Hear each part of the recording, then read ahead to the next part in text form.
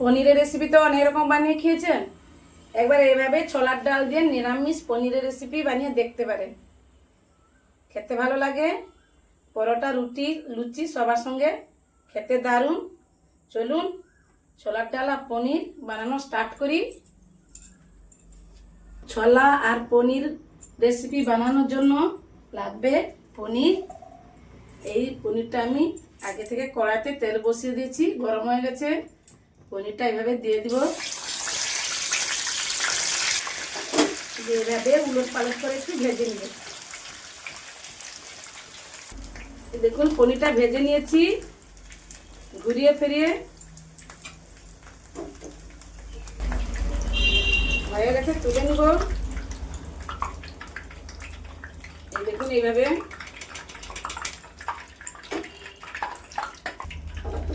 আর একটা কড়া বসিয়ে দিলাম। কড়াটা গরম হোক। কড়া গরম হয়ে গেছে,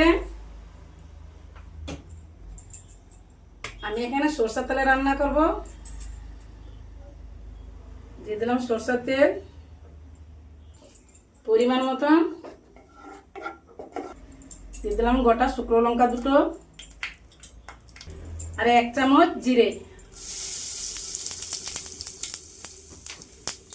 দিয়ে দেবো দুটো বড় সাইজের টমেটো কুচি, 2 চামচ আদা বাটা, পরিমাণ মতো লবণ। লবণটা দিলে টমেটোটা তাড়াতাড়ি গলে যায়। টমেটো আদা 2 মিনিট ভেজে নিব। 2 মিনিট কষিয়ে নিয়েছি। এতে কিছু মশলা ব্যবহার করব। 1/2 চামচ হলুদের গুঁড়ো পরিমাণ মতন,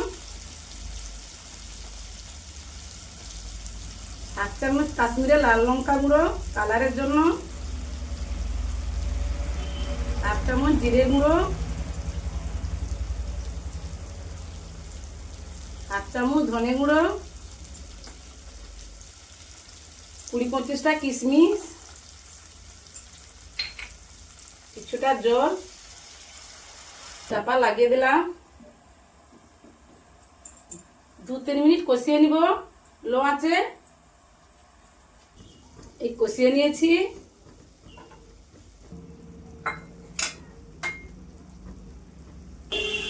এই দেখুন মশলা কষা হয়ে গেছে, বুঝবেন কি করে? মশলা থেকে তেল আলাদা হয়ে গেছে। আমি সবসময় বলে থাকি। দিয়ে দেবো সিদ্ধ করা ছোলা।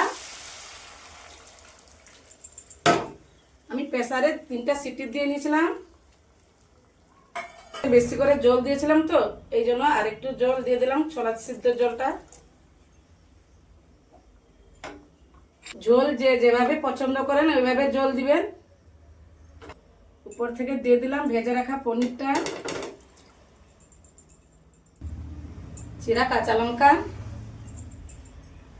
চাপা লাগিয়ে দিলাম। আমি ছোলা সিদ্ধতে লবণ দিয়েছিলাম, এই জন্য লবণ আমি ব্যবহার করিনি। একটুখানি টমেটো সিদ্ধ করার সময় দিয়েছিলাম। 2-3 মিনিট ফুটিয়ে নিব। এই দেখুন ফুটিয়ে নিয়েছি।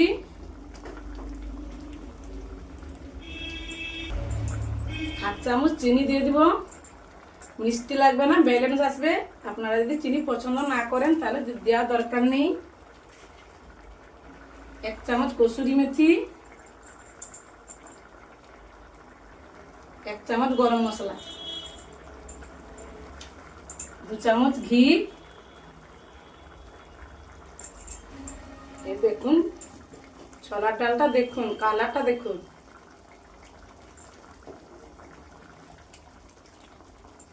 রান্না কমপ্লিট। গ্যাস বন্ধ করে দিলাম। সার্ভ করে নিব।